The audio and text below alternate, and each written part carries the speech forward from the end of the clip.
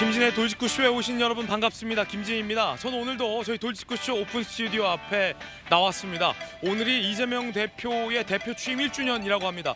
그런데 대표 취임 1주년이 이 사법 리스크 논란으로 가득하다는 기사가 많습니다. 잠시 후에 양당의 정당 지지율은 얼마나 될지도 짚어보겠습니다. 총선이 얼마 남지 않았습니다. 전 비가 오나 눈이 오나 매일 아침 이곳에서 여러분을 기다리겠습니다. 김진의 돌직구쇼 지금 라이브로 시작합니다. 잠깐만요.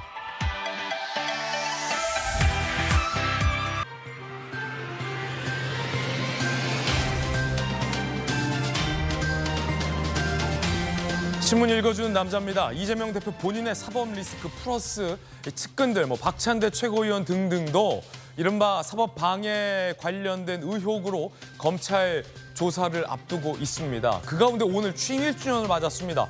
양당의 정당 지지율은 어떻게 될지 잠시 후에 저희 돌직구쇼에서 짚어보겠습니다. 오늘 조간신문 4가지 키워드 준비되어 있습니다. 함께 보시죠. 먼저 첫 번째 키워드부터 보겠습니다. 첫 번째 키워드는 이겁니다. 양분. 동아일보가 오늘 4면에 쓴 기사인데요. 양분, 어떤 기사일까요? 함께 보시죠. 야당은 장외 집회를 갖고 윤석열 정권이 일본의 환경 범죄 공동 정범이다라고 목소리를 높였습니다. 그러자 이에 대해서 여당은 이재명 한 사람을 지키기 위해서 선동 정치 쇼를 하고 있다라고 맞비판을 했습니다. 후쿠시마 오염수 방류를 두고 여야가 치열하게 설전 중입니다.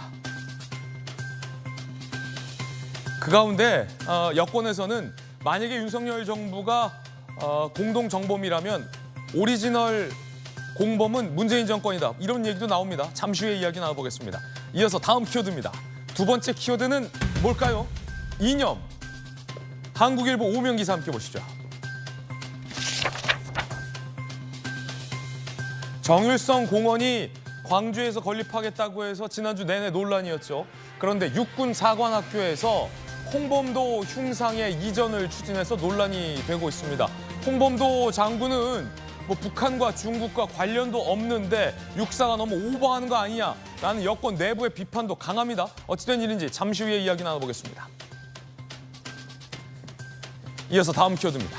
세 번째 키워드는 이겁니다. 부전, 조선일보 8면입니다.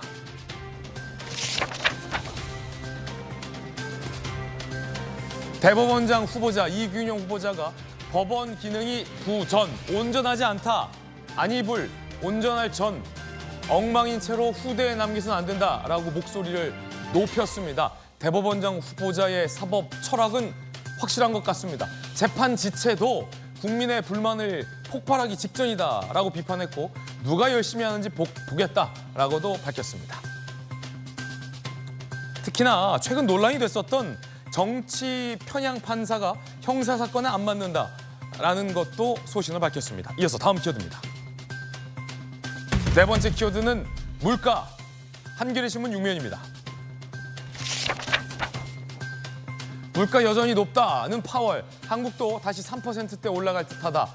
연준 의장이죠. 잭슨홀에서 연설을 했는데 물가 여전히 높다 이렇게 밝혔습니다. 이 말인즉슨 또다시 미국이 금리를 인상할 수도 있다는 얘기입니다. 지금까지 신문 읽어주는 남자였습니다.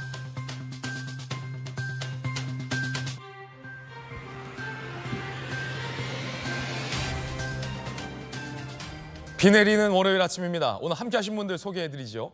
법전 들고 나온 정법전 정혁진 변호사, 바르다 박 선생, 국민의힘의 박정화 의원 나오셨습니다. 민주당의 재선 의원, 부산의 전재수 의원, 돌직구 좌장, 서울시 정무부시장을 역임한 김영주 의원 나오셨습니다. 어서 오세요.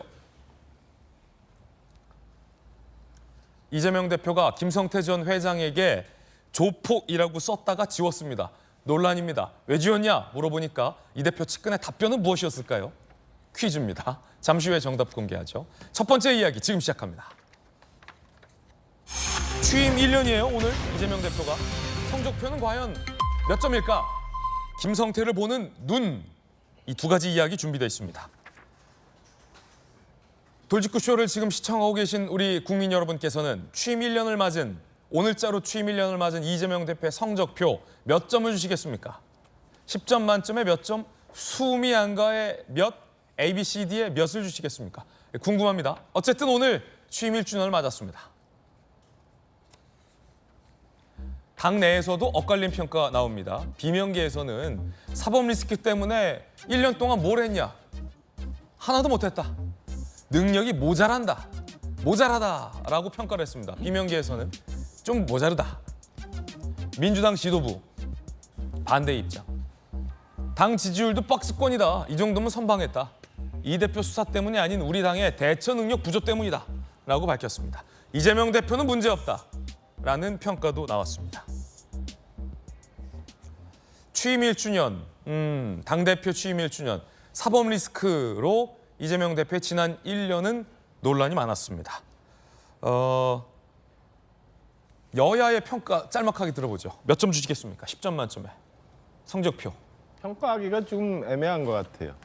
점수가 나오기가 어려운 것 같아요. 그러니까 저는 당내 평가가 어떻게 됐느냐, 민주당이 어떻게 갔느냐, 이재명 대표가 당시 생각하는 대한민국의 정치를 어떻게 만들었느냐를 평가하기 이전에 저는 이재명 대표의 사법 리스크로 인해서 대한민국 정치와 이에 따른 민생과 국정이 모두 왜곡됐기 때문에 사실은 10점 만점에 몇 점을 주기도 어려운 상황 아니었나. 그러면 등급제로 수미양가로 한다면? 아니 점수도 안 두는 그럼 가죠 뭐. 가. 저는 그래요. 가나다라 마바사입니까? 수미양가입니까? 수미양가. 가나다라 마바 4로 하면 4? 4. 예. 민주당의 전재수 의원님은 친명도 아니고 뭐 비명도 아닌데 객관적으로 주신다면 수미양가 중에서? 저도 우리 박정호 의원님처럼 점수화하기는 조금 좀 난감합니다. 그럼 가? 네. 아니요. 그 점수가 안 나왔는데 수미가 그냥 점수가 안 나온다. 그렇게 점수가 안 나온다는 것이 아니고 점수로 매기기가 좀 애매한 상황입니다. 왜냐하면 여러 가지 이제 평가할 지점도 많고 또 그 평가에 여러 가지 한계들이 있기 때문에 저는 앞으로 1년이 전체 2년의 당대표 평가를 결정할 것이라고 봅니다. 자, 여야 두 분의 짤막한 성적 평가 들어봤습니다. 그렇다면 이재명 대표가 대표로 선출된 이후에 국민의힘과 민주당 양당 지지율 추이는 어떻게 될지 궁금합니다. 함께 보시죠.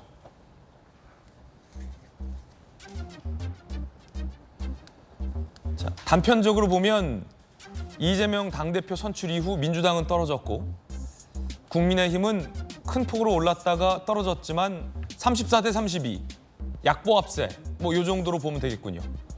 이재명 대표 취임 이후에 당에게 보탬이 됐는가라고 묻는다면 글쎄, 여러분은 어떻게 보십니까? 어쨌든 지지율은 지난 1년간 이런 추이를 보입니다. 비명계에서 가장 세게 이 대표 체제를 비판하는 당내 의원도 있습니다. 이상민 의원입니다. 이재명 대표가 물러나야 비대위가 아는데 안 물러나기 때문에 어쨌든 당내에서는 경고하거든요. 이재명 대표가 거취 결정을 안 하면 그의 생각을 달리하는 의원들이 거취 결정을 해야죠. 소위 개딸들의 일그러진 어떤 그런 팬덤이 더불어민주당이 그대로 있는 한 같이 하기는 어렵다라는 생각을 가진 의원들이 적지 않아요. 중진 의원이죠. 민주당 이상민 의원은 이 대표 취임 1주년을 즈음해서 이게 성적 평가가 될까요? 물러나라. 거취를 정하라 라고 압박을 여전히 하고 있습니다. 지난 1년 사법 리스크 플러스 거취 압박까지 이재명 대표에게 있는 셈입니다. 그런 이 대표가 최근에 페이스북 글에 김성태 전 쌍방울 회장을 조폭이라 썼다가 지워서 논란입니다. 망한 소설 대북송금. 이 대표가 검찰에서 수사하고 있는 것을 다 망한 소설 내지는 흥행 않는 소설로 비유하고 있습니다. 김성태 전 회장을 향해서 조폭 출신의 평판 나빠 접근 기피했다라고 썼다가 이 글을 돌연 삭제했습니다. 왜 지웠을까? 썼다가 왜 지웠을까? 야, 이거 궁금한데요? 여기서 상상의 나래가 작용합니다. 정법전, 정익진 변호사님, 이거 썼다가 왜 지웠을까요? 지운 의미는 뭘까요? 글쎄요, 뭐 썼다 지운다, 뭐 너를 뭐 어쩌고저쩌고 그런 가사도 있던데. 그건 연애 편지고. 그런데 제가 봤을 때는 썼다가 양심의 가책이 있지 않았을까. 양심의 가책 때문에 지웠을 것이다. 왜냐하면 추측입니다. 제 생각에는 이재명 대표가 김성태 회장을 만나지 않았을 수가 없을 것 같은 것이 다른 것도 아니고 2018년으로 거슬러 올라가면 2018년 7월 1일에 이재명 대표가 경기도 지사에 취임을 했어요. 그러자마자 이제 그 이화영 씨를 부지사로 취임을 시켰는데 그 선임을 했는데 이화영 부지사 타이틀이 뭐였습니까? 평화부지사였잖아요. 평화부지사라고 하는 것은 결국은 대북 관계에 내가 관심이 많다는 것을 의미하는 거였고 그렇기 때문에 이화영 부지사가 7월에 그 취임하자마자 그 10월에 북한을 가요. 예. 북한을 가가지고 뭐 김영철 만나가지고 그때 스마트팜 지원하겠다. 그때부터 이제 북한 관련해서 이야기가 나오는데 가장 중요한 건 뭐냐면 2018년 11월이었어요. 그때 뭐가 있었냐면 남한하고 북한하고 아태 국제 회의가 있었단 말이에요. 컨퍼런스가. 네. 그게 어디서 있었냐면은 킨텍스에 있었어요. 일산에서.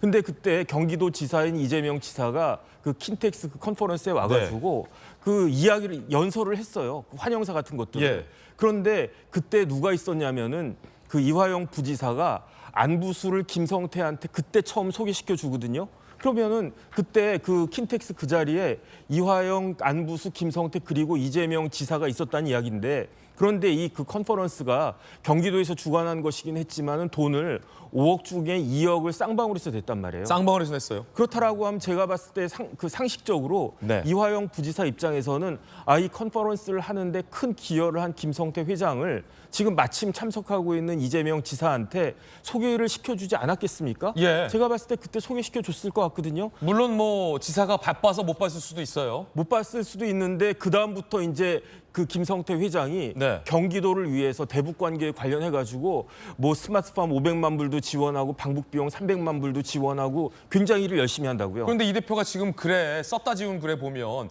조폭 출신이라 내가 만나기가 좀 꺼렸다. 어떻게 지사가 경기도지사가 조폭을 만나냐 이런 취지의 글을 썼다 지운 거란 말이에요. 그런데 이재명 지사는 경기도 지사가 되기 이전부터 그쪽 사람들하고 굉장히 친했잖아요. 그거 어떻게 단정하십니까? 조폭이랑 친했다는 거. 아니 조폭이랑 그 조폭이랑 꺼리어서 안 만났다라고 해도 일단은 조카도 뭐 변호하고 관련해 가지고 뭐 시장실인지 어딘지 발뻗 그 사진도 있고 여러 종류의 사람들이 있는데 그 많은 조폭 중에서 김성태만 내가 꺼려했다 그것도 조금 이해가 안 되고 결정적으로는 뭐냐면요 2018년 12월에 이재명 대표가 기소가 돼요. 그 공직선거법 위반으로 그걸 갖다가 쭉 했던 변호사 누구였습니까? 이태영 변호사였거든요. 이태영 변호사가 그 누구랑 친했습니까? 김성태 회장하고 친해가지고 김성태 회장이 뭐 비비안의 사회이사도 시켜주고 여러 가지 정황들이 있고 거기에다가 서로 못 친 상에 서로 가장 측근을 갖다 보내가지고 인사도 하고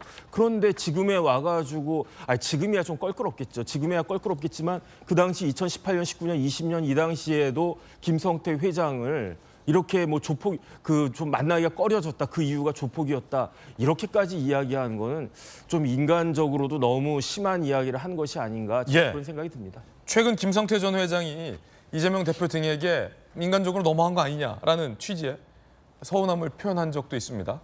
그래서 양심의 가책 때문에 지었을 것이다.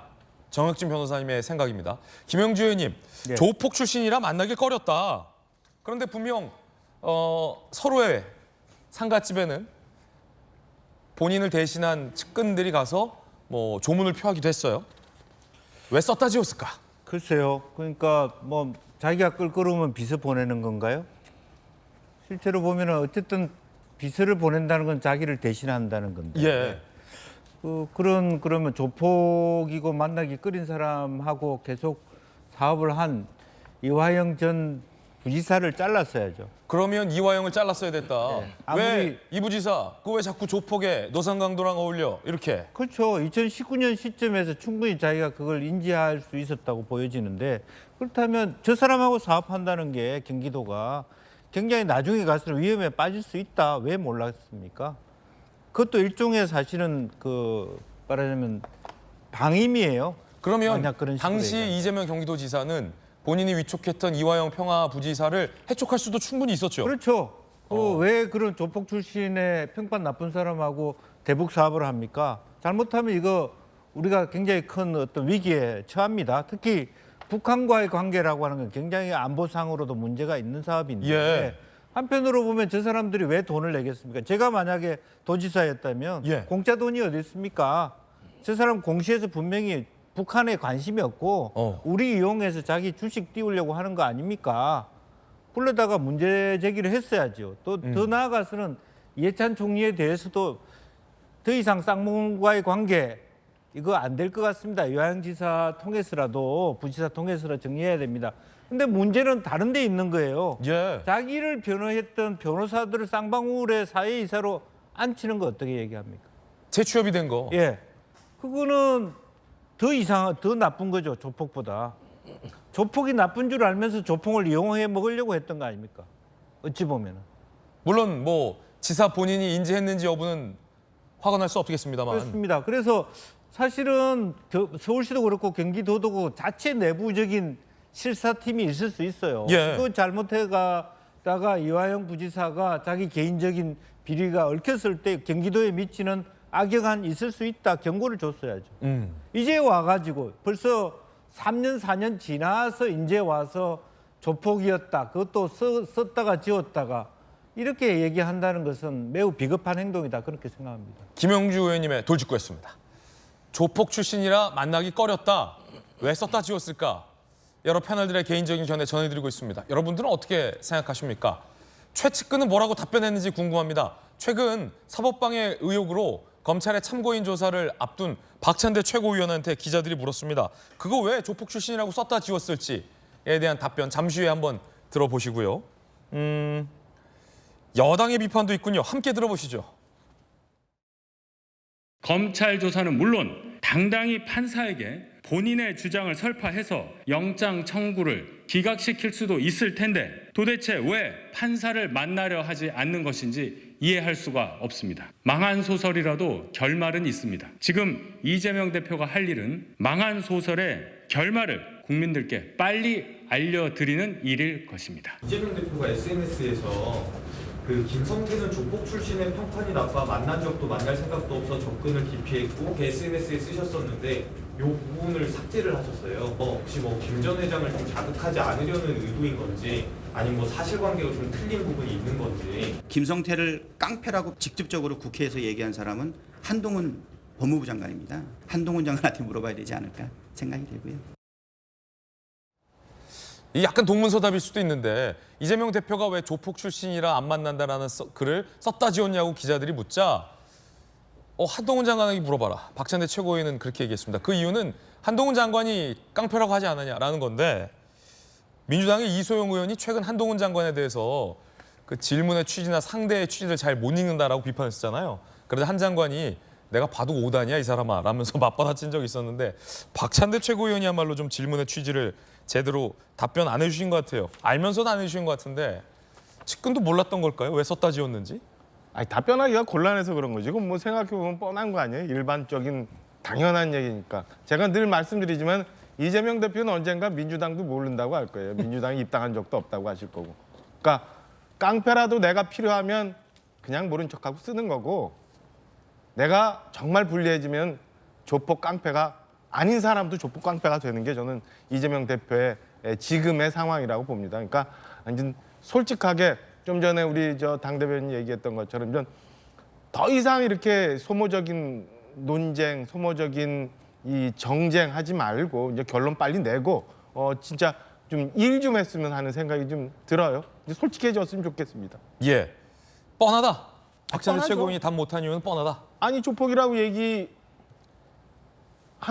왜 그걸 지웠냐고 하는 기자의 질문을 박찬대 의원이 몰랐겠습니까? 얘기하기 어려우니까 저렇게 애둘러 얘기하지 않았나 싶은 생각이 들고요. 다 아는 것처럼 박찬대 의원 이재명 대표가 굉장히 가까운 최측근 최고위원이라고 하죠. 그러니까 박찬대 최고위원 최근 이화영 전 부지사 부인 연락 만난 적도 없고 이화영 전 부지사 얼굴도 모른다라고 했는데 뒤늦게 언론 취재로 이화영 전 부지사 부인과 통화하고 이화영 전 부지사의 가까운 분을 직접 만나서 당이 할 수 있는 거 다 하겠다라고 얘기한 게 뒤늦게 드러나기도 했잖아요. 그죠? 그러니까 소위 아닌 것 같지만은 지금 사실은 그 사법 지연, 소위 말하는 그 이화영 전 부지사의 부인으로 인한 사법 난동에 어쩌면 박찬대 최고가 배후에 있는 건지도 몰라요. 지금 이화영 전 부지사가 쌍방울 대북 송금에 대해서 이재명 대표에게 보고했다라는 이 진술을 법정에서의 진술을 막기 위해서 지금 법원 내에서도 굉장히 황당한 일들이 생기고 있는데 그 황당한 일을 개혁하고 조작해내고 만들어내는데 어쩌면 박찬대 최고가 한 가운데 있었는지도 모릅니다. 그러니까 저렇게 대답을 한 수밖에 없었던 것 같아요. 사법 방해 얘기 나와서 이 법률적인 문제라 정익진 변호사님께 몇 가지 좀 묻고 넘어가겠습니다. 사법 방해, 최측근 박찬대 최고위원 그리고 수행실장 역할을 하는 천준호 의원 2명을 검찰이 불렀는데 물론 참고인 신문인데 사법 방해 이 뭐 구체적으로 어떤 뜻의 법률 용어인가요? 박찬대 최고위원이 했다라는 것으로 검찰이 의심하고 있을지 모를 사법 방해.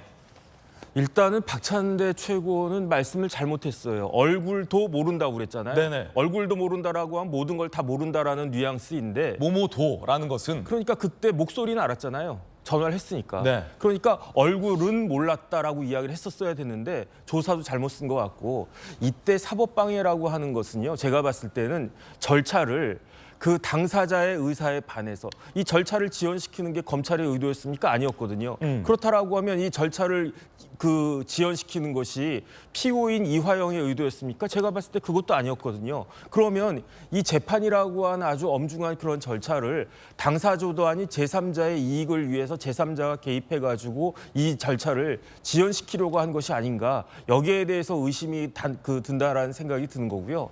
그다음에 우리나라에 뭐 사법방해죄라고 명시적인 그러한 죄는 없지만 가장 악질적이고 가장 노골적인 사법방해는 뭐냐면 재판방해는 뭐냐면 그건 바로 위증이거든요.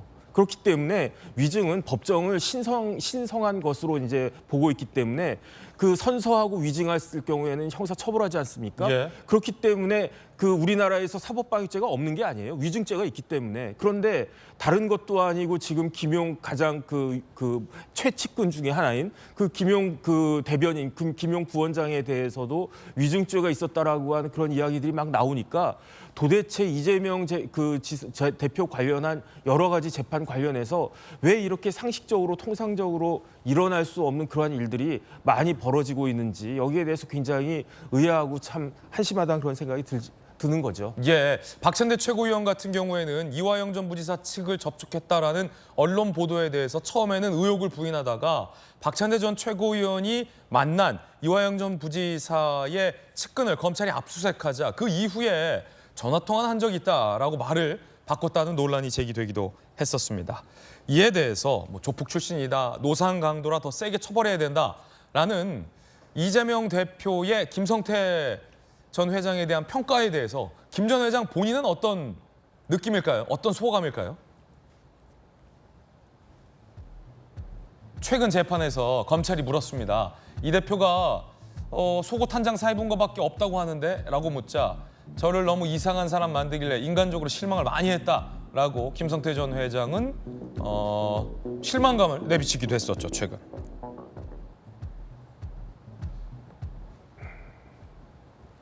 조폭 출신, 노상 강도, 네이 한 장 사입은 것밖에 없는 정도의 인연. 이재명 대표가 그간 김성태 전 쌍방울 회장을 표현하는 표현이었습니다. 김성태 전 회장은 이에 대해서 좀 실망했다, 인간적으로. 이런 평가를 했는데 자, 이 김성태에 대한 평가가 엇갈려요. 저도 좀 이상한 사람으로서 보이는 것은 부인할 수 없는 사실인 것 같습니다. 왜 그러냐면 일단은 국민의힘과 검찰이 김성태 회장이 지금은 구속 기소돼 있긴 하지만 구속 기소되기 전에 해외로 도피를 했지 않습니까? 예. 해외로 도피를 했을 때 국민의힘과 검찰이 김성태 회장을 어떻게 불렀습니까? 주가 조작범, 조폭 출신 기업가, 기업 사냥꾼 뭐 이런 식으로 해가지고 당장 잡아들여가지고 이재명 대표의 변호사비 대납 사건을 말하자면 빨리 풀어야 된다 이렇게 막 공격하지 않았습니까? 근데 최근에 이게 검찰과 국민의힘 논조를 보자면 김성태 회장이 하는 이야기는 전부 진실일 거다. 이렇게 지금 이야기를 하는 거거든요. 그러니까 이게 도대체 어떨 때는 뭐 조폭 출신 기업가였다가 어떨 때는 진실만 말하고 있는 사람으로 지금 그리고 있는 겁니다. 저도 되게 이 김성태 회장 좀 이상하게 생각하는 것은 뭐냐면 윤석열 사단으로 분류할 수 있는 검사 출신 변호사들을 쌍방울 사회이사로 쌍방울 그룹의 계열사 사회이사로 엄청나게 많이 지금 채용을 했습니다. 그리고 이 김성태 회장은 여야를 막론하고 국민의힘 의원들한테도 1인당 개인이 후원을 할 수 있는 500만 원, 최고 한도가 500만 원인데 이 국민의힘 의원들한테도 또 국민의힘 현직 시장한테도 선거 때 정치 자금 후원을 합니다. 후원금도 냅니다. 그러니까 이분이 지금 그 방북 이거 가지고 지금 수사와 재판을 받고 있는데 여야를 막론하고 그다음에 정관 검사 출신 변호사 윤석열 사단으로 분류되는 사람들 자기네 쌍방울 계열사에 전부 변호사 사회이사로 채용을 해가지고 자신의 어떤 뭐 비리 혐의라든지 뭐 이런 것들을 이용하려고 했던 거 아니냐 이런 의혹들이 많거든요. 국민의힘에 과연 후원한 건 어떻게 또 설명을 할 겁니까? 그러니까 서로 유리한 것만 서로 아전 인수식으로 끌어다 쓰는 것 같습니다. 결국은 재판이 진행되고 있기 때문에 우리가 치열한 법적 다툼을 통해 가지고 실체적 진실에 접근할 수 있을 것 같다라는 생각이 들고 예단해 가지고 마치 재판 결과도 나오기 전에 언론 보도 등등을 통해 가지고 그냥 범죄자로 낙인 찍고 가는 것은 좀 문제가 있는 것 같습니다. 그런가 하면 이재명 대표의 뭐 원조 측근이죠. 박찬대 최고위원은 최신 측근? 이런 느낌이 있다면 원조 측근, 진짜 측근은 이재명 대표 스스로 밝혔듯이 김용 전 부원장, 김용 전 경기도 대변인일 겁니다. 그런데 재판에서 김용 전 부원장에게 유리한 알리바이 증언을 한 증인이 최근 내가 그거 위증했다 라고 얘기를 해서 발칵 뒤집어졌습니다.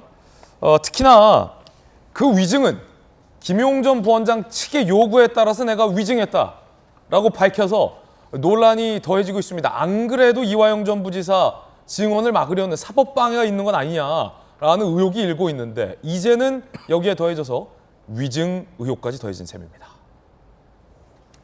김용 재판의 증인으로 나선 증인이 나 위증했다. 검찰, 김용이 유동규에게 도움받은 날로 2021년 5월 3일을 특정했습니다. 김용과 수원 컨벤션 센터 내 집무실에서 만나서 업무를 협의했다. 휴대전화 캘린더 사진을 증거로 제시했습니다. 자, 그러자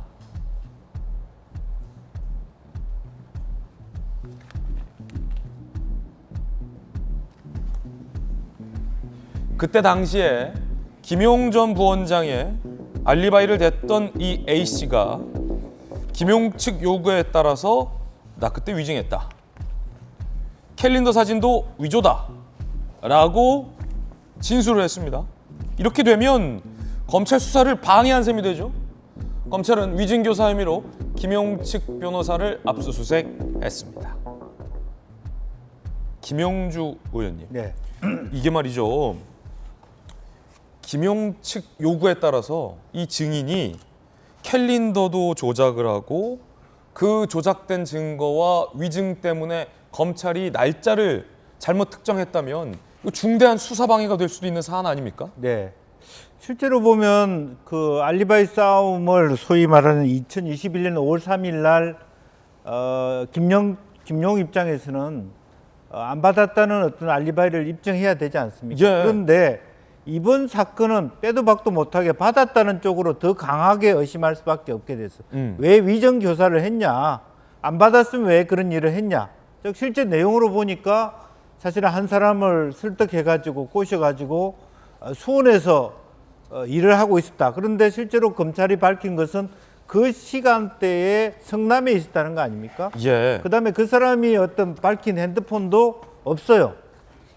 이제 그렇다면 오히려 더 역으로 재판부 입장에서는 이건 빼도 박도 못하고 더 훨씬 더 그 가중 처벌이 필요한 그런 범죄가 되어버리는 거거든요. 그렇죠. 왜냐하면 검찰 입장에서는 수사를 했고 김용이 어디 있는지도 알고 있었고 날짜도 특정했는데 이 증인이 나와서 아니다. 김용은 그때 나랑 수원에 있었다라고 본인이 수원에서 김용을 만났다라는 휴대전화 일정까지 조작해서 냈다면 이건 재판방해 수사방해죠. 그렇습니다. 재판방해 수사방해일 뿐만 아니라 본질적으로는 그때 돈을 안 받았다는 알리바이를 해야 되는데 돈을 안 받았다면 굳이 위정교사까지 했어야 되느냐 하는 질문을 받아야 되는 입장이에요. 그렇군요. 예. 굳이 예. 돈을 안 받았다면 왜 저런 걸 거짓 알리바이를 만들었냐. 예. 그것이 훨씬 더 아프고 중요한 부분이라고 저는 그렇게 보여집니다. 아, 야. 그러면은 다시 한번 우리 그래픽 시즈 한번 좀 띄워주시면서 이야기 나눠볼까요?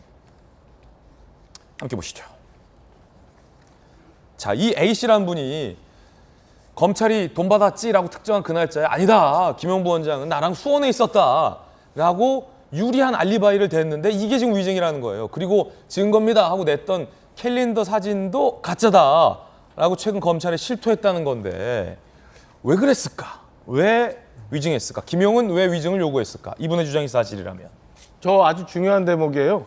우리 기억이 또 가물가물한데 유동규 씨 있잖아요. 유동규 씨. 그러니까 이재명 대표를 둘러싼 소위 말하는 호위무사들 내지는 원조 측근 내지는 방화벽, 이 찐 측근들이 있는데 동쪽에는 뭐 정진상 실장이 있는 거고 서쪽에는 김용 부원장이 있는 거고 북쪽에 유동규, 남쪽에 뭐 이화영 이렇게 있는데 이 사람들이 생각이 바뀌는 거예요. 4대문이네, 4대문. 4대문. 이게 방화벽이 딱 있어서 불이 그 안으로 못 들어가게 하는 건데 유동규가 애초에 처음에는 절대 아니다. 이건 이재명 지사하고는 관계없는 일이다 하다가 유동규가 이제 진짜를 얘기하기 시작하잖아요. 동쪽 문은 열었어요. 문이 이제 열린 거예요. 열리고 나니까 그거를 막으려면 어떻게 해야 돼? 유동규가 거짓말한 사람이라는 걸 만들어야 되는 거 아니에요. 그러니까 저렇게 해서 김용 부원장이 저 컨벤션 센터에서 알리바이를 만들려고 하는 거는 유동규로부터 김용 부원장한테 돈이 넘어갔다. 그 경선 때 썼던 선거자금 몇억 원이 넘어갔다라는 거에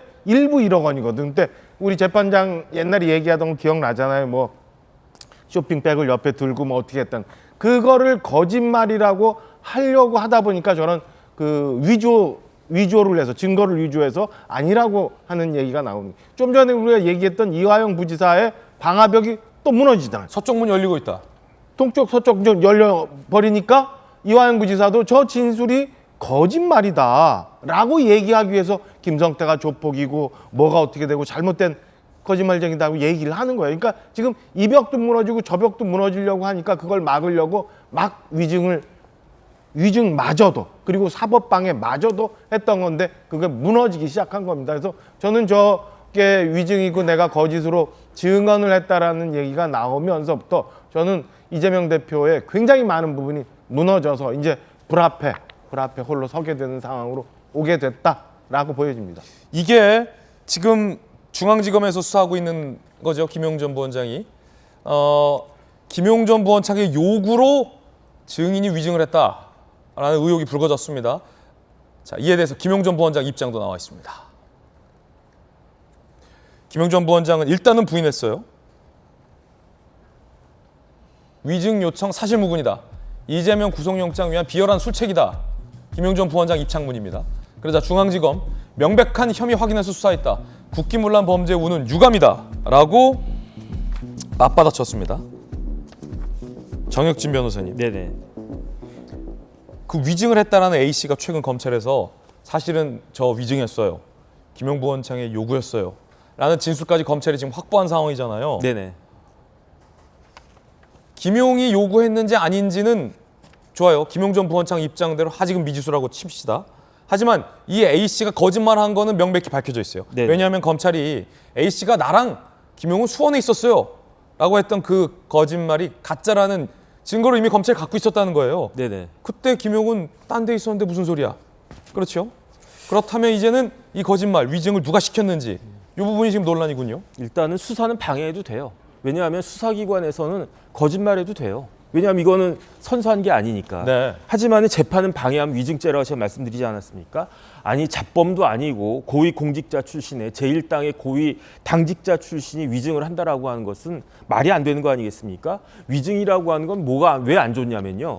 내가 그러한 범행을 지금 피고인이 돼가지고 재판받고 있는 그러한 범행을 했다라고 하는 것을 몸으로 스스로 자인하는 거예요. 말로 하는 건 자백이고 위증해가지고 막 이렇게 하는 행동을 보여주는 거는 재판부 입장에서는 아니 지가 떳떳하면 왜 위증을 해? 이렇게 이야기를 하는 거고 그다음에 김용 씨 말은 말 그 자체로 말이 안 되는 게 왜냐하면 그 위증했다라고 한 그 무슨 원장의 그 위증의 내용이 뭐에 대한 다른 것에 대한 위증이었습니까? 다른 게 아니고 알리바이에 대한 위증이었잖아요. 그러면 예컨대 5월 3일에 내가 그 사람하고 같이 없었는데 갑자기 그 사람이 재판에 나와가지고 아 내가 그때 김용 그 부원장하고 같이 있었습니다라고 이야기하면 듣는 김용 부원장 입장에서는 황당할 거 아니에요. 예. 아니 저 사람 나 너랑 같이 안 있었는데 그날 5월 3일 날 그때 그 자리에 없었고 난 다른 데 있었는데 왜 내가 네가 나한테 나랑 같이 있었다라고 이야기하냐? 그 자리에서 정정을 했었어야 될 거 아니에요. 김용 전 부원장이 그 자리에서 왜 정정 안 했느냐? 그렇죠.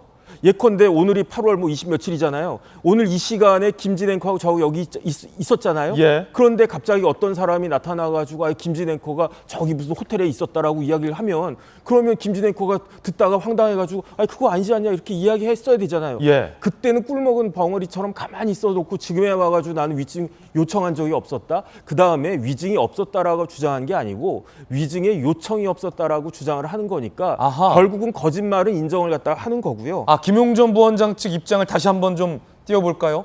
위증이 아니다가 아니라 위증을 요청한 적이 없었다였다. 그렇죠. 그러니까 이제 그 사람이 위증한 것을 그때도 알고 있었고 지금도 알고 있는데 그 당시에는 내가 요청한 것은 아니었다. 그러면 스스로 위증을 갖다가 합니까? 뭐 누구 좋으라고 위증을 갖다가 하고 누구 좋으라고 내가 형사 처벌까지 받으면서 위증을 갖다 합니까? 근데 다른 걸 다 떠나서 이거는 굉장히 나쁜 시그널이에요. 유동규, 김성태, 이화영에게. 왜냐하면 이재명 대표가 누구는 어떤 사람 위증까지 어거지로 하게 해가지고 이렇게 봐주고 누구는 뭐 이렇게 깡패의 조폭이라 이런 말까지 하면서 그렇게 하고 그럼 나는 사석이고 저 사람은 뭐 살아있는 돌이냐 이렇게 될 거기 때문에 다른 그 주위에 있는 사람들한테도 결코 좋지 않은 그런 행동을 했다 저는 그렇게 판단이 됩니다. 자, 이재명 대표 지금 취임 1주년이거든요. 그런데 9월, 이제 좀 있으면 9월인데 9월 중에 체포영장 올 수도 있다라는 전망이 나오고 있는 가운데 측근들이 뭐 위증 의혹, 사법방해 의혹으로 줄줄이 문제가 제기된다면 이재명 대표가 혹 영장실질심사를 받으러 갔을 때 당시 재판부가 구속의 필요성을 어떻게 판단할지 이것도 상당히 궁금할 것 같은데 이 대표 본인의 문제는 아니지만 측근들을 둘러싼 재판 내지 수사에서 위증 내지 방해 의혹들이 제기되고 있는데 이게 이 대표 본인의 구속 여부에도 영향을 미칩니까? 제가 봤을 때 정황적으로 간접적으로는 충분히 영향을 미칠 수 있다라고 보여지는 게 이재명 대표가 뭐라고 이야기했습니까? 망한 것은 소설이라고 그랬잖아요. 제가 봤을 때 무슨 검찰의 소설이 망했습니까? 오히려 더 정교해지고 있는데 망한 것은 이재명 대표의 변명이죠. 왜냐하면 같이 사진까지 찍혀 있는 사람 보고 난 저 사람을 모른대. 그러면서 낸 근거가 뭐였습니까? 같이 얼굴을 보고 눈동자를 마주치고 사진을 갖다 찍지 않았기 때문에 난 저 사람 모른다. 이렇게 이야기하는데 그게 그 제대로 된 변명이겠습니까? 눈빛이 마주치지 않았다. 눈빛이 마주치지 않았다. 이렇게 하고 사진 찍은 적이 없었기 때문에 그런 사진이 없었기 때문에 내가 모른다라고 하면 그럼 저는 김진 기자 몰라요. 알 수가 없어요. 같이 사진 여러 번 찍었다고 하더라도 심지어 하다 못해가지고 나는 김진을 모른다. 이거 새로운 주장인데요. 하다 이제 무슨 이야기까지 나왔냐면 안면인식 장애까지 이야기가 나왔잖아요. 그러니까 저런 변명이 어떻게 그 제대로 된 변명이냐. 그야말로 제가 봤을 때 망한 변명, 재미는 있었어요. 재미는 있었지만 변명으로서의 가치가 전혀 없는 것이었다. 그런데 여기서 거짓말 하는 사람이 여기선 진실을 이야기할 것인가. 그렇게 판단은 안 될 거거든요. 그러니까 일단은 이제 어떤 재판부든지 간에 백현동이든 뭐 쌍방울이든 이런 재판부에서도 이재명 대표는 저런 식으로 말하는 사람이다라고 하는 선입관을 가질 수밖에 없는 그런 상황으로 스스로를 몰아넣었다. 저는 그렇게 판단이 됩니다. 정혁진 변호사님의 개인적 견해도 들어봤습니다. 전재수 의원님, 김용 부원장이 위증을 요구했다라는 의혹까지 제기됐어요. 그러니까 지금 이제 김용 부원장과 관련해 가지고 지금 재판이 진행이 되고 있는데 이게 재판 과정에서 그 판사가 유동규 씨의 정언이 이제 진술이 일관성이 없이 이제 수시로 바뀐 그런 정황들이 있습니다. 재판 진행 과정에서 예를 들면 돈을 준 장소와 방법과 일자가 계속해서 지금 진술이 바뀌고 있거든요. 그것도 그냥 뭐 언론 인터뷰가 아니고 재판이 열리고 있는 법정에서 진술이 바뀌고 있기 때문에 사실은 김용 재판과 관련해 가지고는 검찰이 지금 상당히 좀 곤혹스럽고 지금 그 난처한 처지가 돼 있는 상황입니다. 그런 상황에서 이제 이런 증언이 나왔는데 김용 측에서는 그러한 사실이 없다라는 것으로 지금 이야기를 하고 있기 때문에 결국은 저 진술을 번복한 이분에 대한 압수수색이 이루어지고 검찰이 강제 수사에 들어가기 때문에 우리가 재판을 통해서 좀 보도록 하고 그다음에 그 한 사람을 악으로 규정을 해가지고 모든 것을 거기에 이제 다 담아 넣으려고 하는 것은 제가 볼 때는 사람 사는 세상이 그렇게 단순하지가 않습니다. 여러 가지 이제 복합적인 요인이 있는 것이겠죠. 그래서 너무 단정적으로 예단해가지고 한쪽 구석탱이로 밀어 넣어가지고 한 사람을 규정하는 것은 조금 좀 신중할 필요가 있겠다 이런 생각을 합니다. 김혜영 전 부원장이 부인하고 있는 만큼 일단 좀 지켜보자. 네. 라는 전재수 의원님의 의견도 전해드렸습니다. 이번엔 저희가 준비한 다음 순서입니다. 이 못지않은 뜨거운 소식들 3가지 엄선했습니다. 첫 번째 주인공부터 만나보시죠. 홍범도 장군의 흉상인데 뭐 독립군의 원조죠. 홍범도 장군의 흉상을 육군 사관학교가 이전하려고 해서 논란이 되고 있습니다. 육사의 상징과 같은 이 독립군들의 흉상이 있는 곳에서 홍범도 장군만 따로 떼서 딴 곳으로 이전하겠다. 자, 일단 논란부터 살펴보시죠. 육산에 설치된 독립운동가 5분, 김주하진 장군, 홍범도, 이회영, 이범석, 지정천 흉상 이전 검토 중이다라고 밝혔어요. 반역사적 결정이다. 광복회장은 일단은 반발. 이종석 장관 스스로 판단할 능력 없으면 퇴진하는 것이 대한민국을 위한 길이다라고 비판하고 있는 그런 상황. 지난 25일 국방부 장관을 상대로 질의도 있었습니다. 함께 보시죠. 육군사관학교에서 홍범도, 김자진 장군 등 독립전쟁 영웅 흉상을 철거한다. 이거 사실입니까? 공산주의 경력이 있는 사람이 있어야 되느냐 하는 그런 문제가 제기되어서 시작이 된 것 같습니다. 독립 영웅들을 왜 철거하는 거죠? 그래서 일본 눈치 보고 하는 육사는 거예요? 그렇다고 해서 뭐 독립운동이나 이것을 부정하는 것은 전혀 아닙니다. 중요한 것은 소련 공산당에 가입했던 사람도 있고 그러니까 장교를 양성하는 그 기관에 공산주의 활동 경력이 있는 사람들이 있어도 되느냐 이런 문제도 있었고. 홍범도 장군을 포함한 저 흉상들을 이전 철거한다. 그런데 국방부 장관은 지난 25일에 공산주의 경력을 문제로 삼았는데 이게 말이죠. 박정호 의원님, 네. 이 뭐 정일성 씨 같은 경우는 북한 그리고 6.25 전쟁 당시 우리를 향해 총뿌리를 겨눴던 중공군을 선택한 확실한 역사적 평가가 있다고 하지만 홍범도 장군은 뭐 북한과 중공군과도 관련이 없어요. 끝까지 우리 민족이 해방되기 전까지 민족의 독립을 위해서 독립운동하다가 오히려 이제 소련의 강제 이주 정책으로 그 추운 이영만리 땅에서 쓸쓸하게 돌아가신 분 아닙니까? 저런 논란이 뭐 계속될. 저는 역사책도 다시 공부해야 되는 상황이에요. 좀 혼란스러운 상황인데 예. 저게 이정찬 광복회장이 말씀하신 것처럼 반역사적 결정이다. 라고까지 가야 될 일인지는 잘 모르겠습니다. 그렇다고 저거를 완전히 뭐 소련 공산당에 가입한 전력이 있다고 해서 우리가 있었던 역사, 독립운동을 했었던 그것마저도 막 왜곡되고 부정돼야 될 일인지는 잘 모르겠어요. 우리 이 상황에서 왜 갑자기 저것들이 논란을 일으켜야 되고 논란을 만들어야 되는지 잘 모르겠고 저는 당에서도 이 건에 대해서 분명한 입장을 좀 정리해 주시는 게 옳지 않나라는 생각이 듭니다. 각각의 것들이 다 제자리에 있기 때문에 그 제자리에서 발현하고 있는 의미들이 있는 거잖아요. 저는 이 논란이 있기 때문에 홍범도 장관의 흉상이 저기에서 또 발현할 수 있는 의미가 있고 우리가 거기서 배울 수 있는 것들이 있다고 봅니다. 저걸 꼭 없애고 흉상을 다루고서 간다고 해서 그런 것들을 잊어버리고 의미를 되새기지 못하는 것보다는 오히려 저는 그 자리에서 왜 우리는 공산주의를 반대해야 되는 건지 그리고 우리 독립운동은 얼마나 숭고했던 건지를 섞어서 그리고 지금 2023년 현재 왜 저런 것들이 그때 논란이 됐었는지 한 10년 후, 20년 후에 우리 아이들이 읽을 수 있다면 저는 그걸로도 충분하다고 봐요. 굳이 괜한 논란을 자꾸 만들어가는 듯한 느낌이 있어서 좀 안타깝다는 생각이 듭니다. 아니 김영주 의원님, 네. 이 뭐 제가 역사적 상식이 좀 짧은 건지 모르겠으나 정일성 선생과는 다르게 홍범도 장군은 그 6.25 전쟁이 발발하기 한참 전에 우리 민족이 해방하기도 전에 그 나중에는 지금 카자흐스탄 땅에서 쓸쓸하게 돌아가셨거든요. 네. 그 직전까지는 뭐 연해주로 독립군이 한 번도 내에 있을 수가 없으니까 연해주에서도 계속 이제 독립군을 양성하다가 돌아가셨는데, 그러니까 다시 말해서 6.25 전쟁이나 북한과는 관련 없는 인물인데 예. 굳이 왜? 그러니까 실제로 보면은 홍범도 장군은 43년도에 돌아가셨거든요. 예. 그래서 그런 의미에서 해방 이후에 혹은 한국 전쟁에 참전했을 때 중공군이나 소련군이나 또 북한군의 말하자면 입장에 섰다. 그런 뭐 기준을 좀 만들어 줬으면 좋겠어요. 그런 것을 강복 회장이 지금 굉장히 문제 삼는 거 아니겠습니까?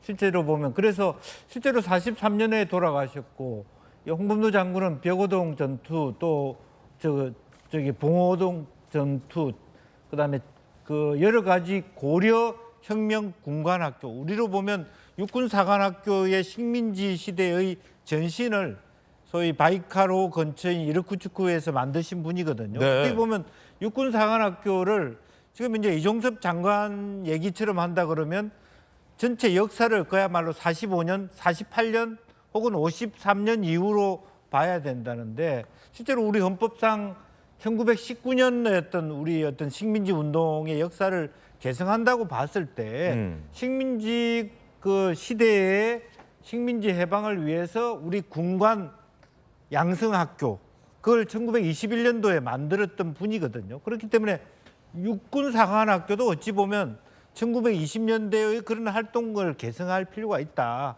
그래서 기본적으로 저는 더군다나 이분은 62년도에 또 그 박정희 전 대통령이 재건회의 의장 시절에 예. 대통령 건국 훈장도 받았단 말입니다. 박정희 전 대통령이 건국 훈장까지 예. 냈어요. 그래서 그런 부분은 왜 그러면 그런 공산당에 있었던 이분이 공산당에 들어갔다라고 하는 것은 지금 보니까 30년 당원증이 이제 나와 있어요. 그런데 예. 27년에 29년인가 입당한 것으로 되어 있습니다만 27년? 예.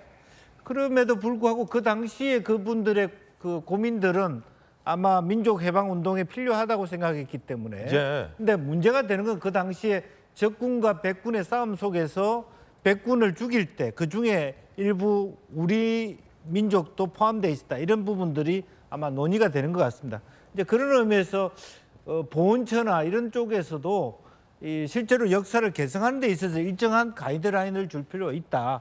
더군다나 해방도 되기도 전에 돌아가신 분에게조차도 그 소련 공산당 당원이라는 이유로 과거를 완전히 지운다는 것이 과연 옳은 일인가 한번 좀 돌이켜 생각해 볼 필요가 있다 그렇게 생각합니다.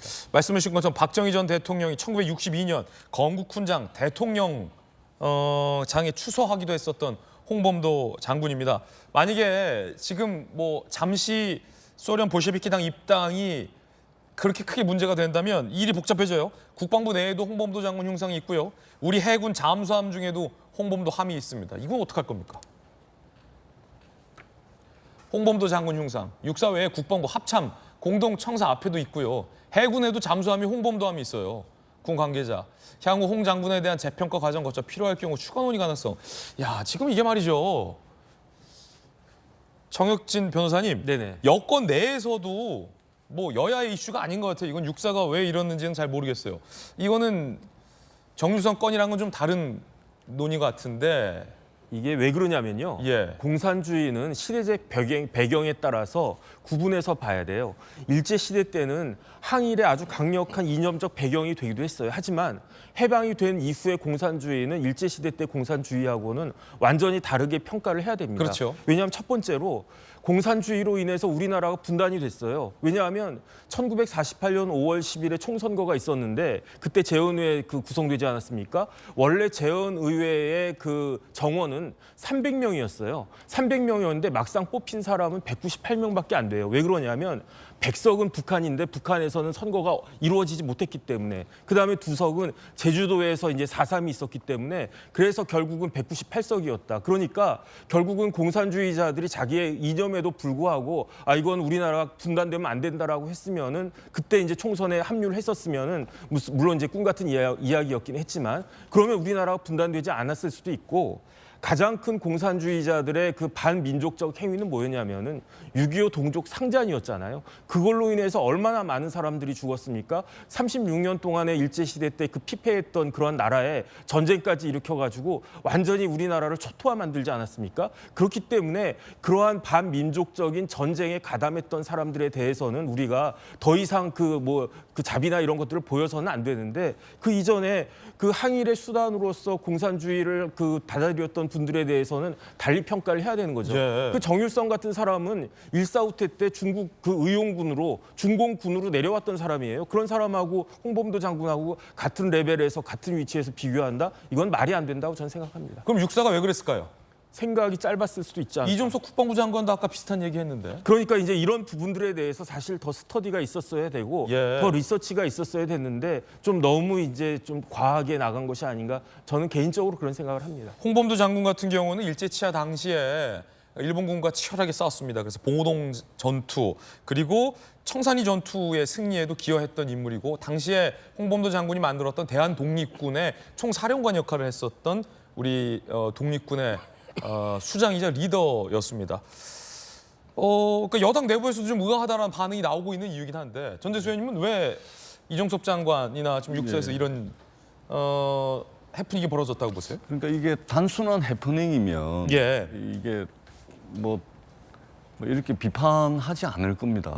근데 이게 단순한 해프닝이 아니고 윤석열 정부의 국정 운영이 너무 이념 과잉이 돼 있습니다.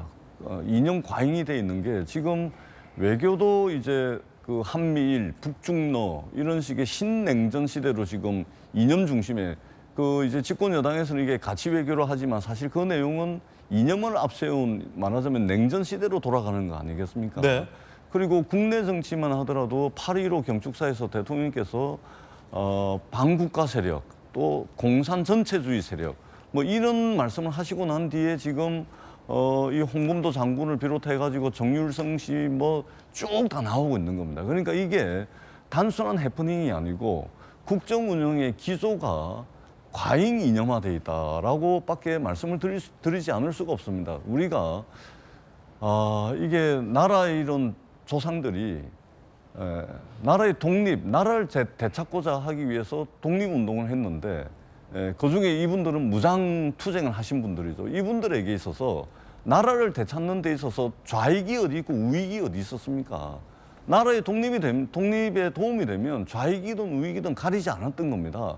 독립을 하기 위한 수단이었지 마치 이게 이념이 중요했던 것이 아니고 독립이 우선이었거든요. 뿐만 아니고 우리가 영화를 통해서도 봤지만 봉오동 전투 하면은 정말 우리가 가슴 떨리는 그런 시선으로 봉오동 전투 영화 2019년도에 개봉했을 때 많은 국민들이 보시지 않았습니까? 김좌진 장군, 청산리 전투 듣기만 해도 가슴이 뜨거워지지 않습니까? 여기에 지정천 장군 또 신흥 무관학교를 만들어가지고 독립운동에 전 재산을 다 쏟아부었던 이회영 선생이라든지 그리고 이분들은 또 공산주의하고 별 연관도 없는 분들이에요. 근데 왜 이분들까지 다 해야 되는지 저는 걱정을 하지 않을 수 없다라는 말씀을 드리고 그렇게 된다면 남조선 노동당이 가입을 해가지고 조직책으로 활동했던 박정희 전 대통령이 어떻게 할 겁니까?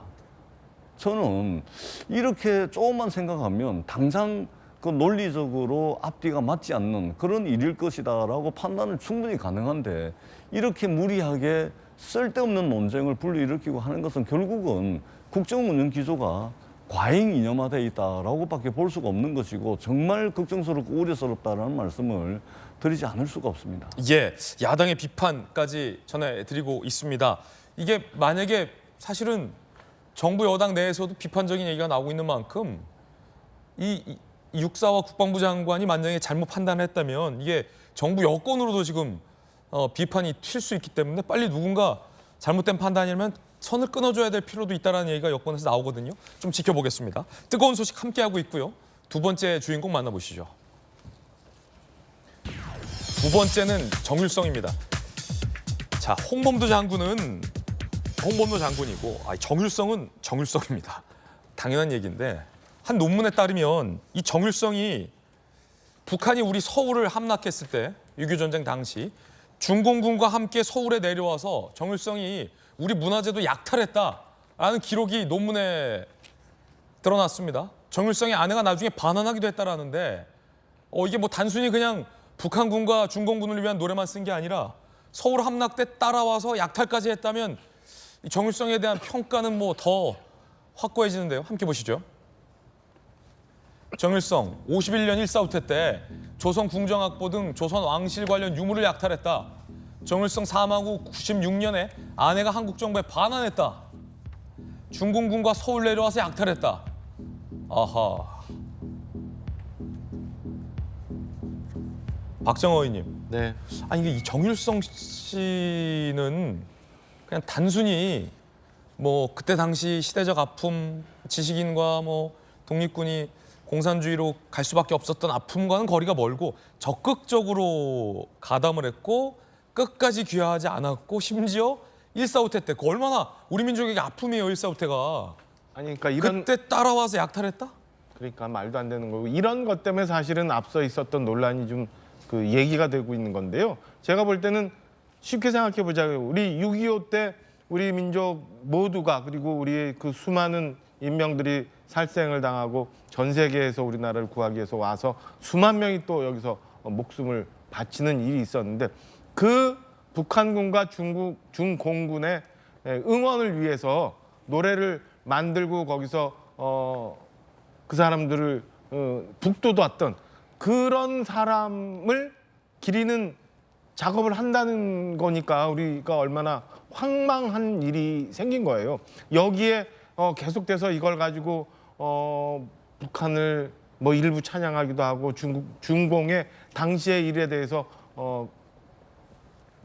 박수를 치는 그런 일들이 있고 뭐 단순히 중국의 관광객을 위해서 이런 사람을 기려야 된다고 하니까 우리가 논쟁이 심해지는데 잘 이해해야 되는 거는 우리 정일성 같은 사람은 정말 공산주의에 심취해서 우리나라를 침략하기 위해서 했던 행위들의 앞장서서 했었던 거고 좀 전에 우리가 밝혀진 것처럼 우리나라에서 문화마저도 약탈을 해서 중국에 넘어갔던 그런 사람이거든요. 저는 이런 논쟁이 오기까지 우리 사회가 얼마나 이념적으로 혼란스러웠었던가를 좀 한번 돌아봐야 될 거라고 생각을 합니다. 그래서 이런 논쟁이 더 이상 또 확산되지 않고 우리 국민들이 올바른 지점에서 바로 생각할 수 있는 계기가 됐으면 하는 바람입니다. 이 논문에 따르면 정일성이 개전 초, 6.25 전쟁 개전 초 북한군이 서울을 점령했을 때 아내와 함께 서울에 내려왔다. 그리고 1사후퇴 때 조선 궁정 악보, 정일성은 서울에 머물면서 사대문 내 주요 시설 등을 뒤지고 다니다 조선 궁정 악보를 손에 넣었다. 군사 편찬 연구소 관계자는 당시 중공군이 서울에 머무는 동안 대규모 인명피해뿐 아니라 문화재 유물 약탈, 파괴 행위가 벌어졌다라는 기록들도 있습니다.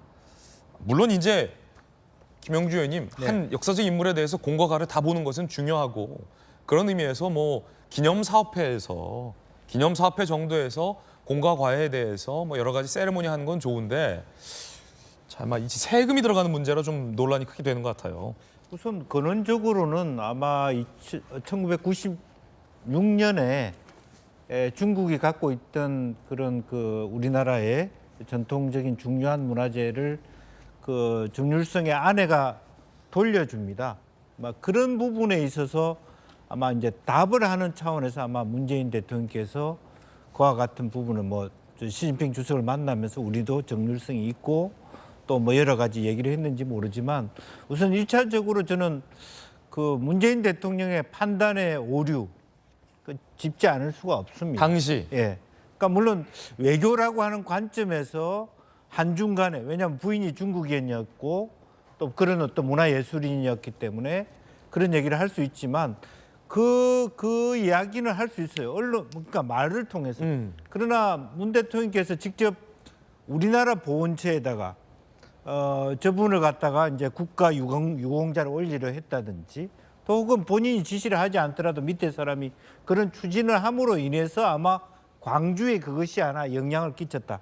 강기정 시장이 판단하게 된 배경을 그런 식으로 찾아볼 수 있다면 저는 그런 의미에서 좀 더 냉정하게 우리나라의 뭐 특수성을 이해하더라도 남한이 갖고 있는 한국이 갖고 있는 특수성에 알아서 이분이 정말 우리가 기릴 만한 가치가 있는 분인지 아니면 우리 고향에서 그냥 단순히 태어난 분인지를 자기 정리화할 필요가 있다. 이 지금 그게 정리가 안 됨으로 인해서 일파만파되고 있다. 그렇게 생각이 듭니다. 예, 뜨거운 소식 함께하고 있습니다.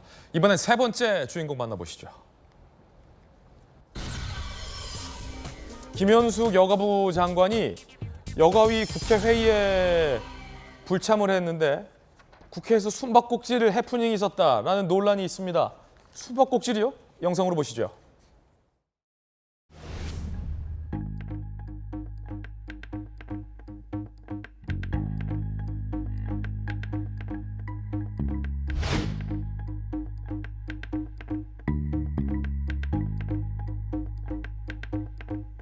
저기 대변인님, 잠깐만요.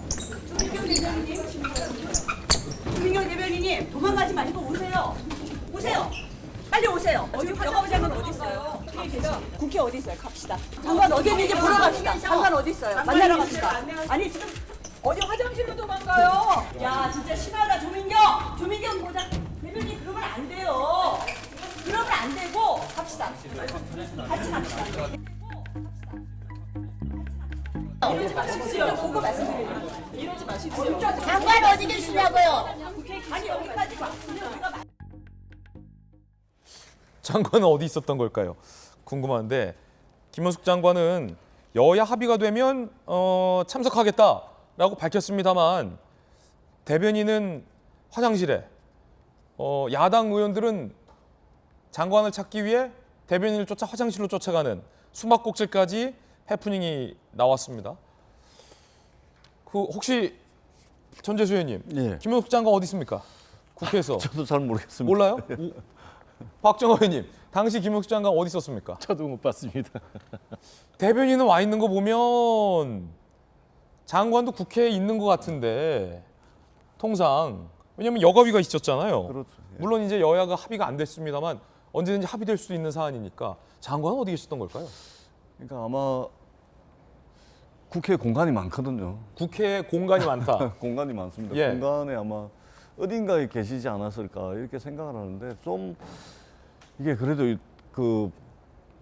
그냥 뭐 일개 부처의 국장이나 무슨 뭐 이런 과장 이런 분도 아니고 부처를 대변하는 장관 아닙니까? 네. 국무위원 아닙니까? 그렇다면 뭔가 좀 국회에 오셨으면 오신 이유가 있을 텐데 국회 의사 일정에 참여하는 게 맞겠죠. 장관이 여야 합의를 이야기를 하면서 대변인은 화장실에 숨어 있고 장관은 어디에 있는지도 모르게 야당 의원들이 찾으러 다니는 저 모습을 보면서 저는 정말 국정 운영의 최고 책임자로서 어떤 국무위원의 역할을 제대로 하고 있는지 도대체 이걸 어떻게 해석하고 어떻게 받아들여야 될지 야당 의원 입장에서도 상당히 좀 난감하다 네. 이런 말씀을 드리고 저는 이 대통령께서 정리를 하셔야 됩니다. 여가부 장관을 경질을 하든지 아니면은 공약이었듯이 야당과 여가부 폐지를 놓고서 머리를 맞대든지 양당 간의 결정을 내려야지 우리 국민들께서 이런 모습을 보고 있어야 되겠습니까? 저는 정말로 무책임한 모습을 여가부가 보여주고 있다라는 말씀을 드리고 이것에 대한 비판은 여가부 장관과 여가부에게만 가지를 않습니다. 국정 운영을 책임지고 있는 집권 여당에게도 가기 때문에 이 문제는 양당 간에 빨리 좀 해결을 하시는 것이 좋지 않을까 그렇게 생각을 합니다. 한 보도에 보면 당시 여야 김현숙 장관의 출석에 대한 여야 합의가 안 이루어졌고 당시 기사에 이랬습니다. 김 장관이 이미 국회에 도착했고 여야 간의 증인 협의 상황을 지켜보며 출석 여부를 판단할 것이라는 입장이 나오자 여기서부터 재밌는데 야당 의원들은 직접 김현숙 여가부 장관을 찾으러 나섰다. 그러나 국무위원 대기실 등 어느 곳에서도 김 장관을 찾을 수 없었다. 이러면서 기사가 끝나는데 결국 못 찾은 거예요. 그런데 국회에는 오셨긴 했겠군요. 아마 인근에 어디 계셨을 것 같고 어쩌면 아까 우리 대변인 숨어 계셨던 화장실 두 번째 칸에 있었는데 못 찾았는지도 모르겠는데. 아니 근데 대변인은 좀 난처할 것 같아요. 왜냐면 장관이 일단 숨었는지 뭐 아니면 말은 못 하고 대변인이 그렇습니다. 확인을 못 해주고 우리 장관 뭐 59 블록 B 2층에 있어요라고 말할 수는 없잖아요. 고충을 겪었는데 예. 저는 나와서 얘기해야죠. 아니 뭐가 이렇게 무서워요? 나가서 떳떳하게 얘기하면 되잖아요. 어찌 됐건 여가부가 잘못한 부분이 있으면 잘못한 부분을 인정을 하고 아니면 억울한 부분이 있으면 억울한 대로 얘기를 해야 다시는 저런 일이 없는 것 아니에요. 그런데 왜 저렇게 자꾸 다니는지 잘 모르겠습니다. 저 논쟁이 저에 대한 부작용이 언제까지 계속 가야 돼요. 빨리 여가부도 솔직하게 국회 나와서 있던 상황을 다 얘기하고 조직위하고의 뭐 의견 기준이 잘 안 맞은 부분, 그다음에 집행하는 데 있어서 어려웠던 부분, 뭐 이런 문제들 다 얘기를 해야 그다음에 다음 수순으로 갈 수 있는 거잖아요. 저는 마냥 저렇게 숨는다고, 마냥 피해간다고 예. 될 일은 아니라고 생각합니다. 자, 결국 그때 국회에서 김현숙 장관을 아무도 못 봤다고 합니다. 그런데 오늘 출근길에는 봤습니다. 함께 보시죠. 조금 전 상황입니다. 금요일에 국회에 왜 안 나오셨는지 국회에서 그 대기 중에 있었습니다. 숙소 공짜로 그 이용했다는 의혹을 좀 새롭게 제기를 하셨는데 그건 좀 어떻게? 정산 절차를 진행 중이라고 보고받았습니다. 신변 위협 때문이 아니라 편의 위해서 숙소를 이용했다 뭐 이렇게 의혹도 제기를 하고 있는데 이건 어떻게 보세요? 그렇지 않습니다. 추가적인 설명이 좀 필요할 것 같은데 국회에서 다 말씀드리도록 하겠습니다. 자, 일단 김 장관은 뭐 일부러 내가 숨거나 하진 않았다. 그때 국회에서 대기하고 있었다라고 밝혔고 국회에서 여야가 합의되면 나가겠다라는 시종일관 입장을 보이고 있다는 점도 말씀드리겠습니다. 자, 이번엔 저희가 준비한 다음 이야기 하겠습니다. 주말에 야당이 야당 연합으로 장외 집회를 가졌는데 일본의 오염수 방류를 두고 윤 정부를 강하게 비판했습니다. 자, 그러자 여당이 아니 문재인 정부 때도 찬성하고서 왜 이러냐. 이재명 대표를 지키기 위해서 선동하는 거 아니냐라고 야당을 비판하고 있는 그런 상황입니다. 여야의 설전 간에 결국 피해는 어민들만 보는 게 아닌가라는 생각도 듭니다. 두 번째 이야기 주제 공개하겠습니다. 오염수로 두던가. 일단 야당 집회부터 보시죠.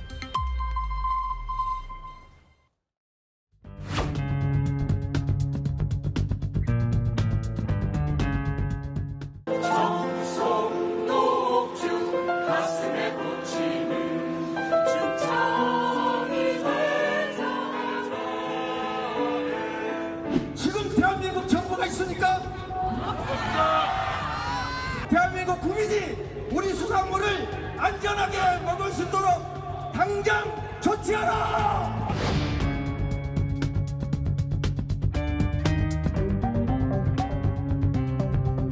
일본의 폐악질을 가장 선두에서 합리화시켜주고 지지한 사람이 누굽니까?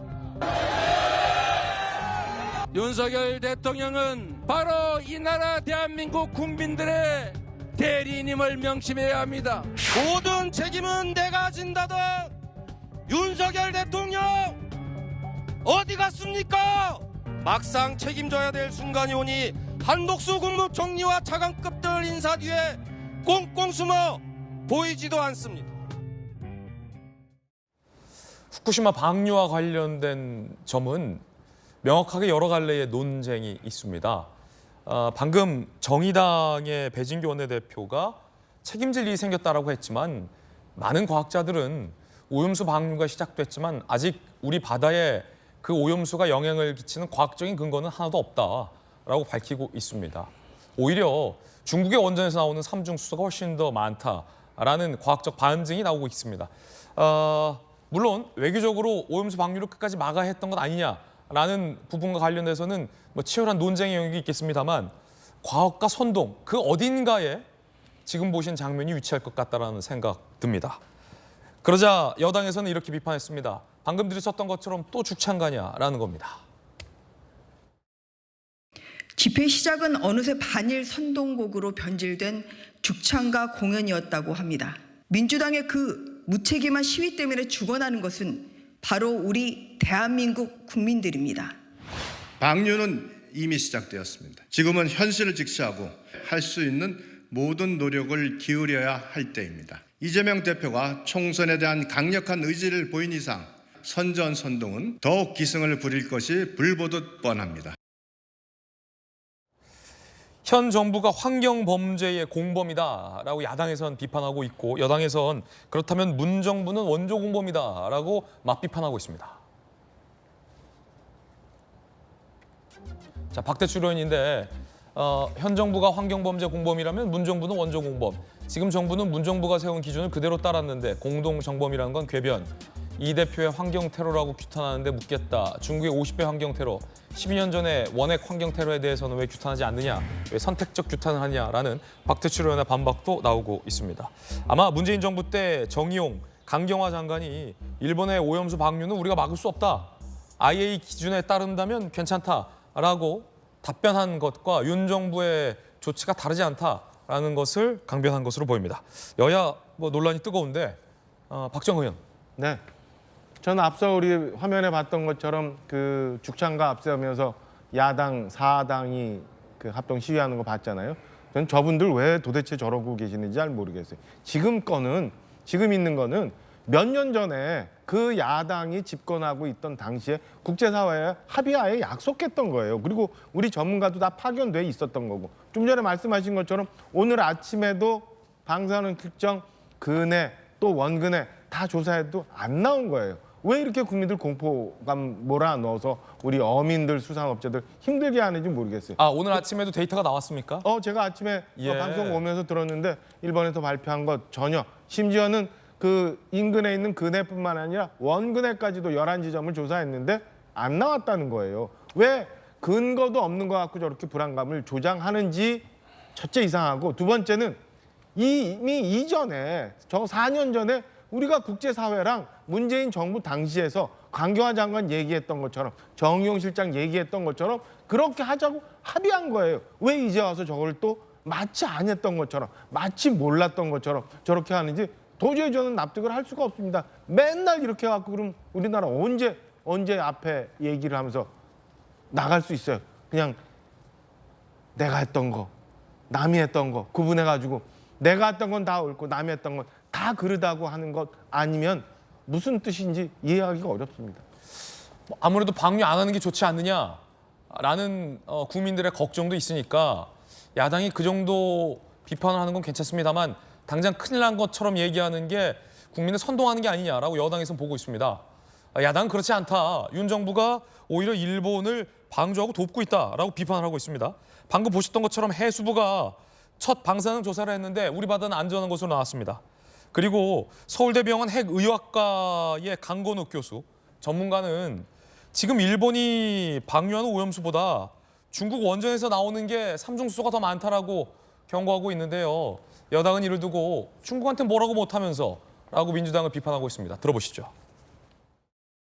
현재 방류하고 있는 것이 그 중국의 그 샹하이에 있는 그 원전 한 개에서 방출한 삼중수소의 10분의 1밖에 안 돼요.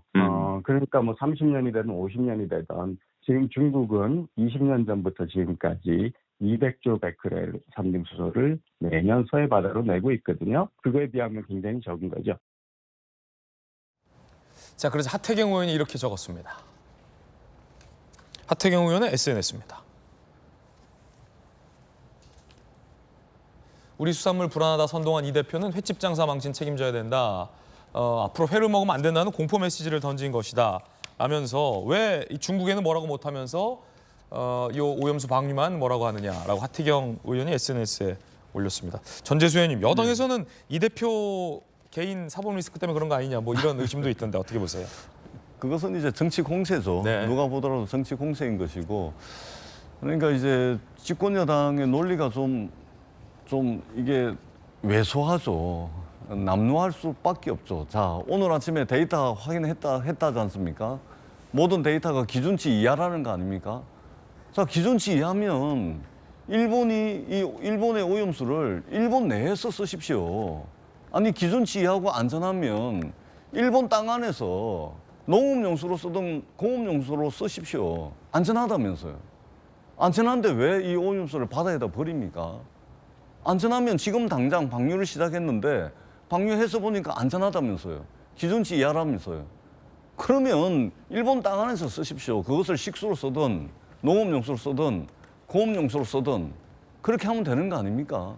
그런데 왜 이것을 자기네 바다도 아니고 전 인류가 공유하는 바다에다가, 지금 조금 전에 전문가는 저렇게 말씀하시지만 노벨상을 받은 이 원전 관련 단체가 이거 안전하지 않다 이야기를 합니다. 그다음에 유엔에 이 보고관도, 여기 담당 보고관도 이거 문제 있다라고 이야기를 합니다. 삼중수소 말씀을 하시는데요. 우리가 커피나 설탕을 물에 이렇게 타면은 다 녹습니다. 근데 삼중수소는요, 기준치 이하인 것은 맞을 겁니다. 근데 기준치 이하가 매일같이 30년 동안 50년 동안 50년이 될지도 모른다. 이게 바다로 계속 들어가면 오늘 내보내는 것은 기준치 이하지만 삼중수소는 그 총량이라든지 물에 녹지가 않습니다.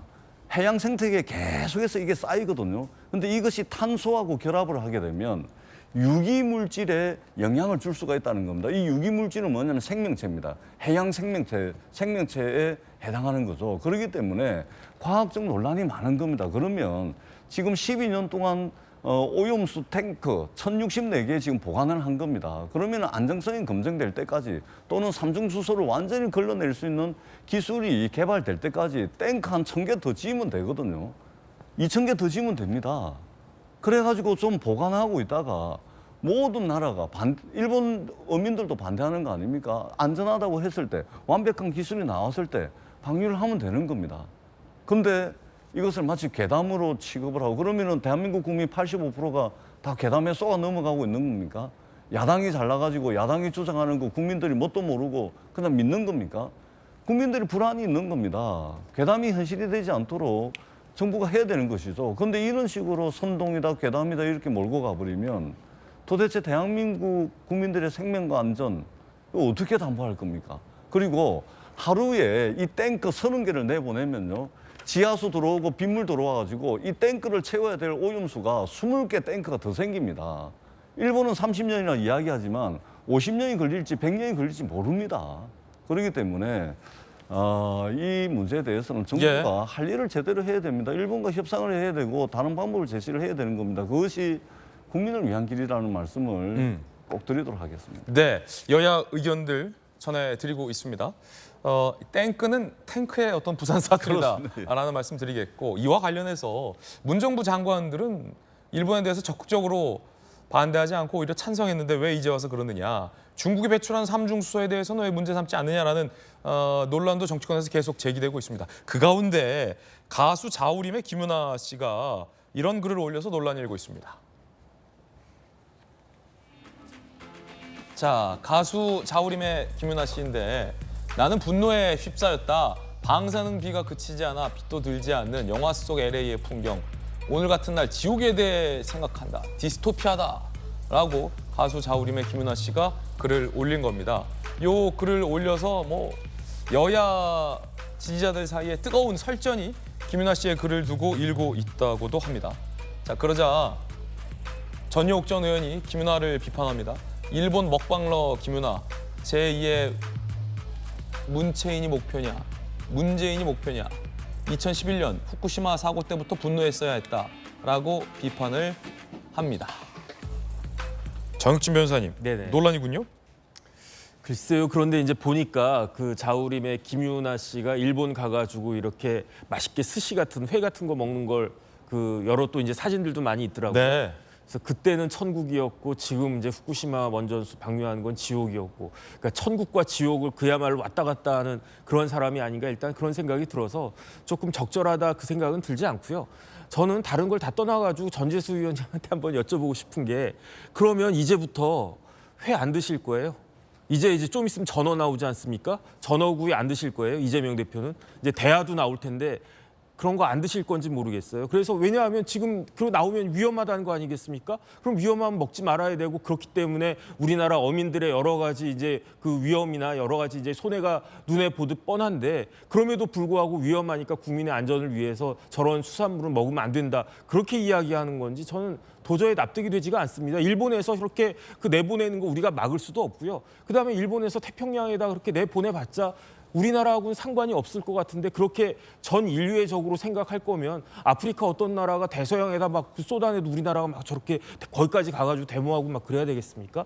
저는 사실은 이게 조금 상식적으로 과연 맞는 말인가 하는 생각이 듭니다. 제가 정 변호사님께 저보고 이제 물었으니까 답변을 드리는데 회 안 먹을 거냐 앞으로? 우리 정 변호사님은 오염수 방류에 찬성하시는 것 같습니다. 찬성하시는 것 같은데 오염수 방류가 부당하고 미래에 끼칠 악영향이 명백하기 때문에 오염수 방류에 반대한다고 했더니 회 안 먹을 거냐 이렇게 칩니다.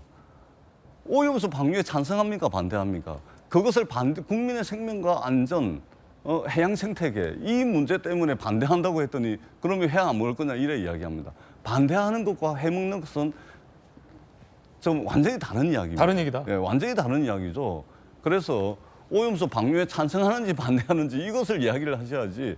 아니 회 당연히 먹죠. 그러나 우리 세대뿐만이 아니고 미래 세대에 대해서도 어떤 영향을 미칠지 모르는 이것에 대해서 반대하는 겁니다. 회 안 먹겠다는 선언을 하는 것이 아니고 그렇게 정치적으로 논쟁거리를 만들면 안 된다. 이런 말씀을 드리는 겁니다. 지금 당장 기준치 이하로 나온다면 일본이 무책임하게 모두의 바다, 인류의 바다 여기에 이 오염수를 방류하는 것은 모두에게 민폐라는 말씀을 다시 한번 드리도록 하겠습니다.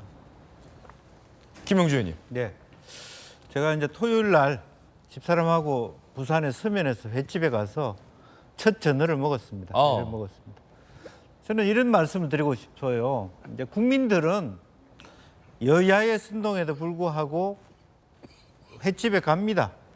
그러나 도쿄 전력이나 일본 정부를 그들이 하는 얘기를 다 믿을 수는 없다고도 생각해요. 또 하나는 오염수의 방류가 최선의 선택이었느냐의 질문을 할 수 있다고 봅니다.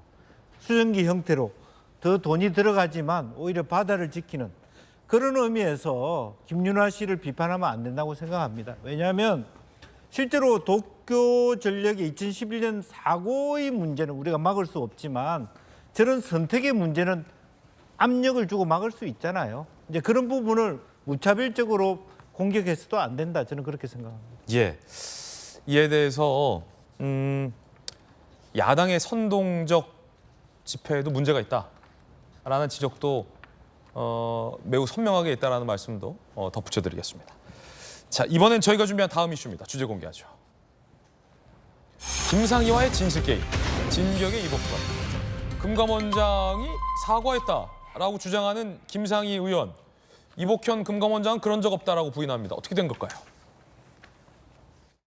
금감원장이 저에게 죄송하다고 하는 말을 제 기억으로 한 5번 했습니다. 1시간 동안에. 5번도 넘게 했습니다.